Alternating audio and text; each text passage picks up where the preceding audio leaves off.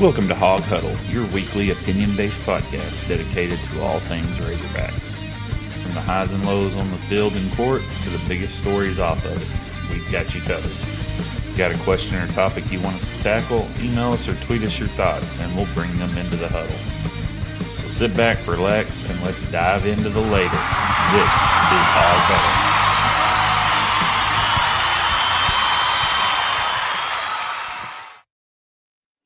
What is up, everybody? Welcome to episode 12 of Hawg Huddle. I'm your host, Jesse Thurman. Hope everybody's having a great Monday night, Tuesday morning, whenever you're listening. Hope you're having a good day. It's been a week in Razorback athletics. Let's just say that. So without any further delay, let's jump right into it. We're going to start off with women's basketball. And I can officially say, there goes the neighborhood. Mike Neighbors stepped down, fired, however you want to call it, is no longer the coach of the women's program. Horrible season. Change was needed. Don't know the ins and outs of how it went down. All I know is it was announced that he would not be returning next year as the head coach. So now Hunter Yurachek is on the search for a new leader who will hopefully restore the program to relevance. In SEC women's basketball, you've got LSU, South Carolina, Ole Miss. You got some good teams out there.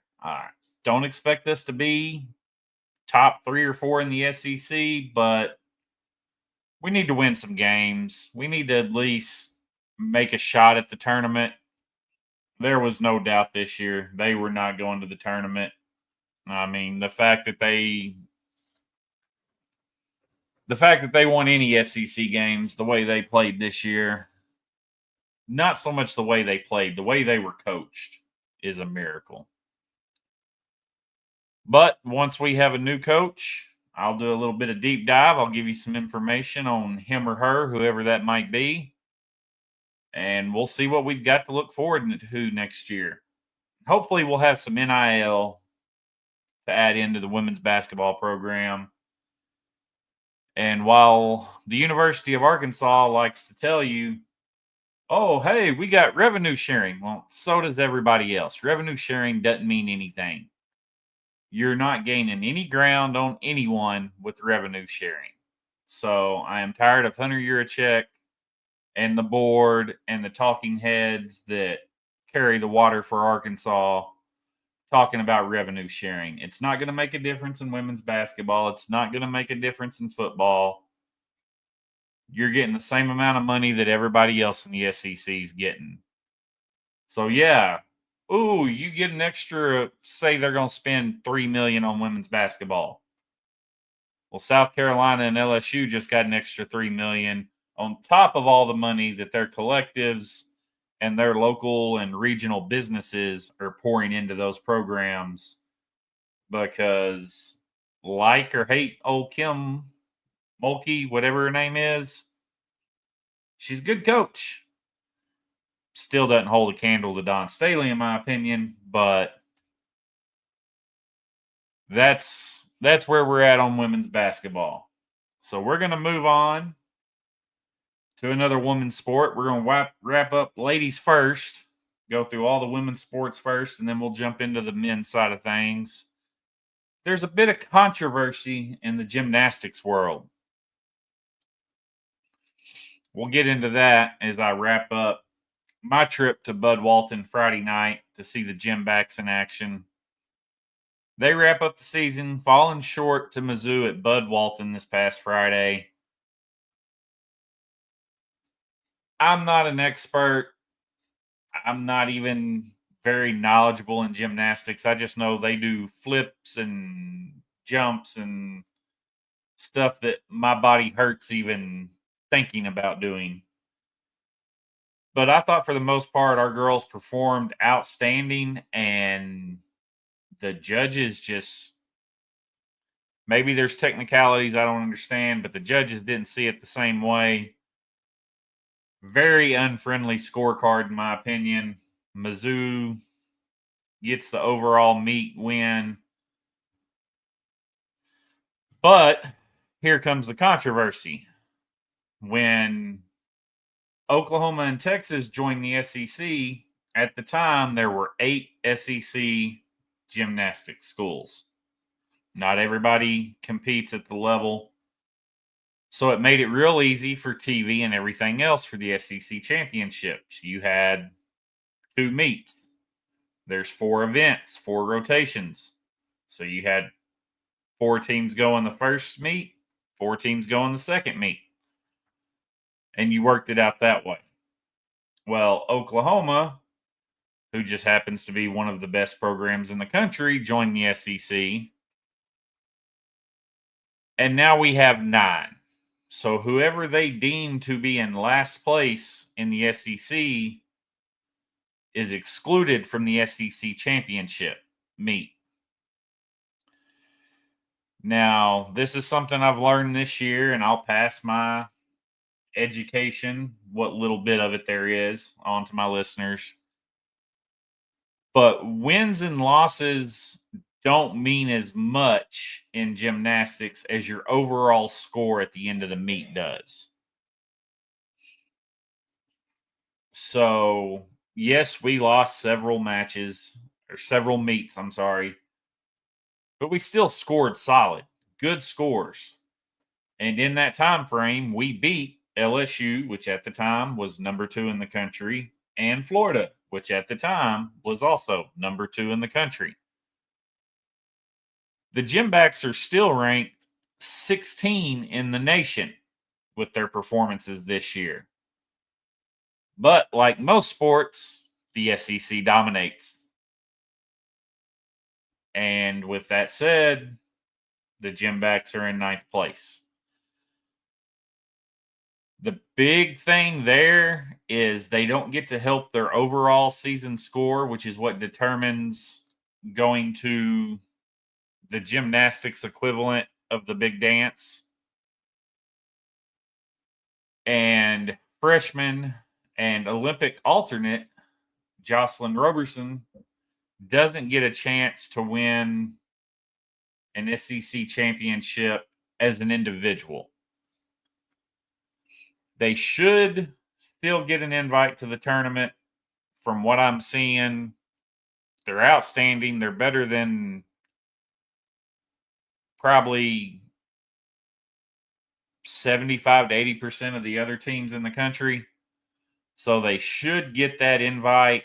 And once they do, that tournament or meets, however, sorry, I'm not a gymnastics expert, starts on April 2nd. So hopefully by next week, I will be able to give you a rundown on where the GymBacks are headed and who they will be competing against. They went 7-9 this season. Not ideal, but they did have several scores in the 196, 197, which 200 is perfect. So pretty good there. Coach Weaver, Jordan Weaver's doing great things on the hill. Can't wait to see what the future holds for Razorback gymnastics. All right, so wrapping up gymnastics, let's jump into softball. Rough weekend at Bogle Park for the Hogs against 4-time defending national champion Oklahoma. Had some interesting weather here in Northwest Arkansas on Friday, so they moved game 1 to Saturday, making Saturday a doubleheader. And the Hogs fought hard going into the 7th, which, if you don't know, is the final inning in softball. Hogs were down 1-0, but unfortunately, it fell apart at the seams. Oklahoma goes on a tear in the top of the 7th and ends up winning the game 7-0. Game 2 saw another Oklahoma victory, but it was a little bit closer with a final of 6-4. And then Sunday morning, because softball likes to play at 11 a.m. for some reason, the bats were hot Sunday morning. They were ready to go. Unfortunately, the Sooner bats were just a little hotter.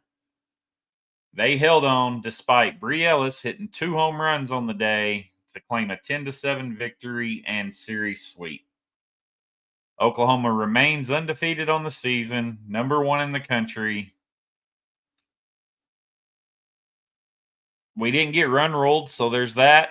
Got a little ways to go, but not terribly disappointed in what I saw this weekend. Would love to have secured a W, handed Oklahoma their first loss of the season, but you win some, you lose some. Unfortunately, these were the ones we lost. Coach Stoffel and team need a quick reset, though, as they take on UCA Tuesday morning at 11:30. Because, again, softball likes playing in the middle of the day. But this is field trip day. I think a lot of area schools are going to bring the kids out, watch the ladies out on the softball diamond as UCA comes to town. If you want to watch while you're at work, or if you're off and you want to watch, 11:30 a.m. SEC Plus. Then it's right back into SEC play with a trip to Knoxville, Tennessee to take on the Lady Volunteers in a 3-game series this weekend. All 3 games are currently slated to air on SEC Network. So no streaming. If you've got SEC Network on your cable provider, satellite, however you watch your TV, SEC Network. Saturday, you got a 4:30 p.m. first pitch. Sunday, you have an 11 a.m. first pitch. There again, they like to play early in the morning. And then they close out the series Monday night with a 6 p.m. first pitch. Looking forward to this series to see if the Hogs can get back on track against a solid Lady Volunteer team, which currently sits at 25-4. I do not believe they are ranked. Arkansas, depending on which poll you look at, ranked either 12th or 15th. But I think our biggest weakness in softball that I've seen is we've got good pitchers, but unfortunately, Oklahoma had better batters, and Robin Herron looked amazing, but they figured her out, and once they figured her out, it was game over. But staying with Diamond Sports, let's move on to baseball. Oh, what all can I say about Razorback baseball other than they almost gave me a heart attack? Well, Friday was rough. Saturday was awesome, and Sunday was thrilling, all the way down to the final out. Diamond Hogs win the series at Swayze against a solid Ole Miss squad. By gosh, I couldn't take losing to Ole Miss much more. But good series win against at the time, number 13 Ole Miss Rebel team in their park.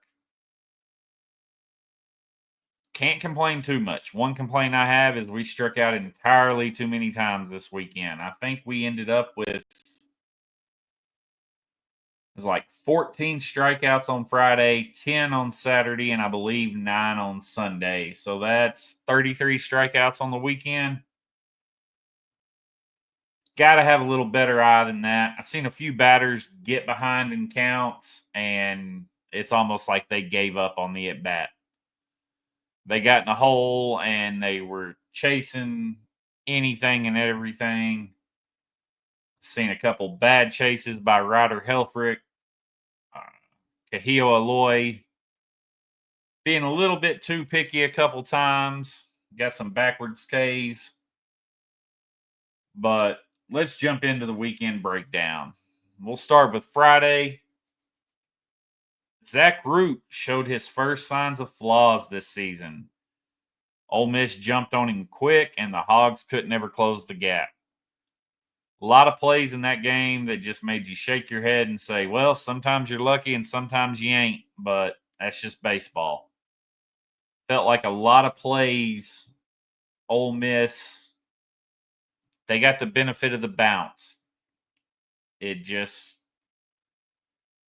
Not typical defense that you would normally see from the Razorbacks. And Ole Miss took advantage, and that's what you've got to do in SEC play. SEC is hands down, far and beyond the best baseball conference in the NCAA. Yes, Florida State over there in the ACC is pretty good. Clemson's solid. Got a couple good Big 12 teams, but top to bottom, SEC. I mean, right now, rankings came out today. Number 1, Tennessee. Number 2, LSU. By the way, we get to play both of them this year. Number 3, Arkansas. Florida took a dip after getting swept by Tennessee, which is what catapulted them to number 1. They were in the top 10 before that. And also Mississippi State, who is solid, always up there in the SEC. They got swept at home by horns down. So that's another thing. You're adding Texas and Oklahoma into the SEC this year, and one of them has a really good baseball team, as bad as I hate to say it. The other one has the best softball team in the country for 4 years now. So Texas and Oklahoma coming to the SEC just made the competition that much worse. Saturday, though, we're going to talk about Saturday now. Gabe Gackle on the mound. Boy, that first inning was scary. Gives up 2 runs.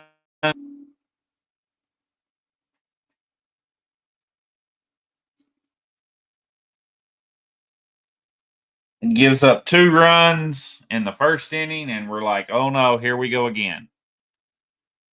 But he got it together, records a career high 8 strikeouts, only gave up 1 hit, and Gabe Gackle was there for it and proud of him. Maybe we move him back to Friday instead of starting him on Saturday. We'll see what DVH does. He did walk 3 batters, which led to those 2 runs. But our bats came alive in a big way, and the 5th inning was the highlight. Hogs put up 8 on the board in the 5th, highlighted by back-to-back home runs. Charles Davalon goes deep. Next up, Vaheva Aloy. Guess what? He goes deep. Very next pitch, little brother Cahillo steps in.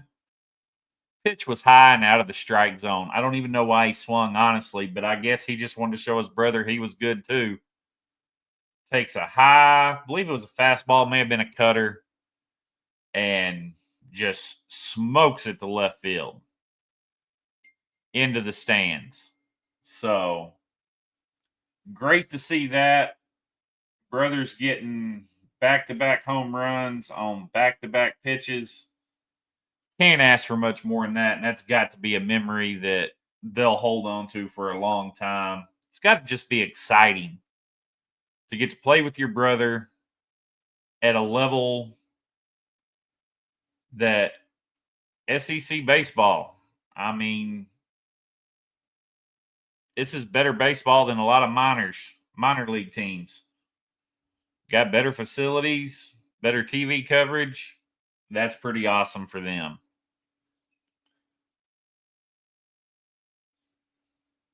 And I got to mention Aiden Jimenez. Comes in 3 spectacular innings, giving up 0 hits and striking out 6 of the 9 batters he faced to close this one out for the Hogs and pull even in the series. And I can't forget my boy Nolan Souza. Came on as a sub late in the game, took advantage at the plate, and sent one over the fence in right field to get a home run. Fingers crossed his bat's getting going. He's showing some signs of getting there, and then he's showing signs of not being there at the same time. Really like him better than anybody else in the field defensively. I like Souza on second, but Cam Kojal's hitting good. The freshman, his name is escaping me, and of course it is because I'm trying to record a podcast. There's a lot of pieces there, and they're all good at one particular thing. We need one of them to kind of jump out in front of the bunch and be good at everything.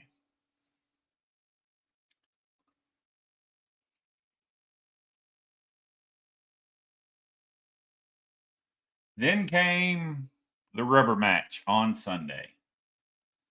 Got home from work, got kicked back on the couch, and I was immediately depressed. Hogs got down 4-0 early as Landon Bottle Cheese struggled in this one. But have no fear, and this one comes out to you, Brandon. Big Mac was there. Will McIntyre comes in solid 3 1/3, only giving up 2 hits. One happened to be a long ball, but he kept the game close and allowed the bats to get going to get the Hogs right back in this one. Vaheva Aloy took command of the home run race among hog hitters when he sent his second home run of the day over the right field fence into the Ole Miss dugout in the top of the ninth to give the Hogs a lead that, with Carson Wiggins on the mound, they held on to secure the series win. That's a top 15 matchup on the road. Hogs get the series dub. Can't ask for much more. Sweep would have been nice, but it's baseball. You're not going to win every game. Take what you can get. Series win is always better than a series loss. Next up for the Diamond Hogs, Oral Roberts comes to town for a midweek 2-game series. First pitch Tuesday will be at 6 p.m. This is going to be the St. Patty's Day celebration. I'm guessing they're going to bring out the green hats. Not a fan of the green hats. I like the gold ones, don't like the green ones.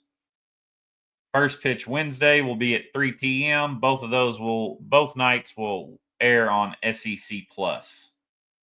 Then it's back to SEC play Friday as the Gamecocks of South Carolina come to town for a 6:30 first pitch Friday and 2 p.m. first pitch on both Saturday and Sunday. All those games will be aired on SEC Plus. I will be interested to see how BBH handles the lineup and pitching rotation this weekend after getting a good look at his players in SEC action against a solid Ole Miss team.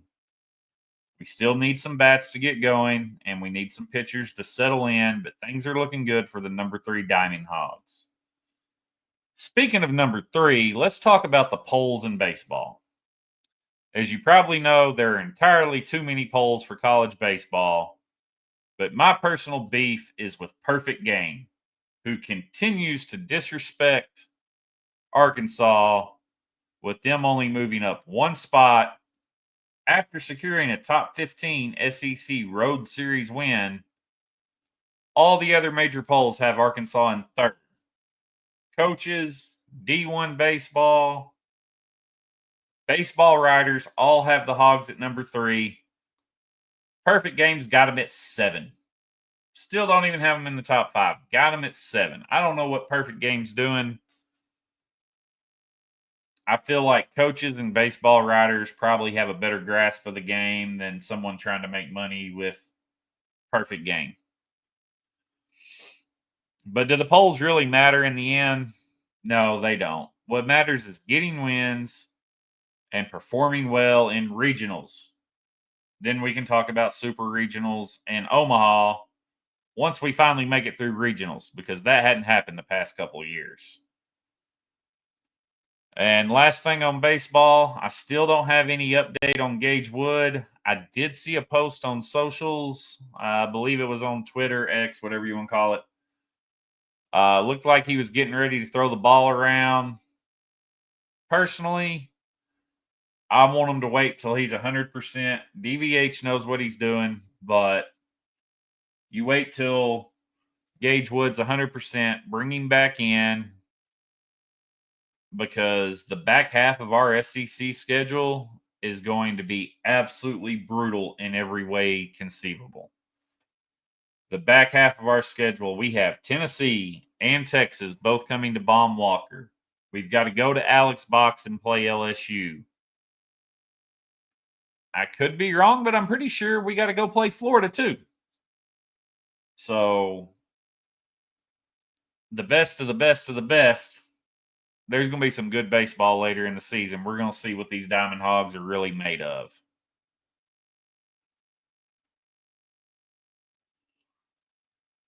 Now it's time to hit the hardwood. Let's talk a little basketball. SEC tourney recap.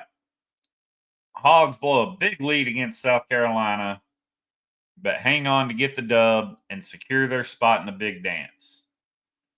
Despite some late game errors, either by Coach Cal or most likely Nellie Davis, the Hogs hang on and advance to take on Ole Miss. However, the late game miscues against Ole Miss proved fatal for the SEC tourney run as Ole Miss hits a three, leaving less than 1 second on the clock and secure their date with Auburn. And they actually played Auburn a lot closer than I thought they would, but they still lost. But that's going to bring me to my next point. Arkansas beat writers coming down and dumping on Trevin Brazil. Come on, dude, you're better than that. I'm not going to call him out by name. If you're on Twitter X, you've seen it, and he got drug in his comments, and rightfully so. Way I see it, Trevin kept us in the game. He's got us to where we're at now, especially with the injuries. He's playing solid basketball.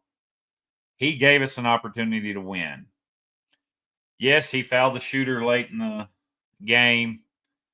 Trevin was standing there. Dude jumped into him, forcing the whistle. It was a smart basketball play by the Ole Miss player. Don't like it. Wish Trevin would have tried to get out of the way. But what can you do? It was a smart play.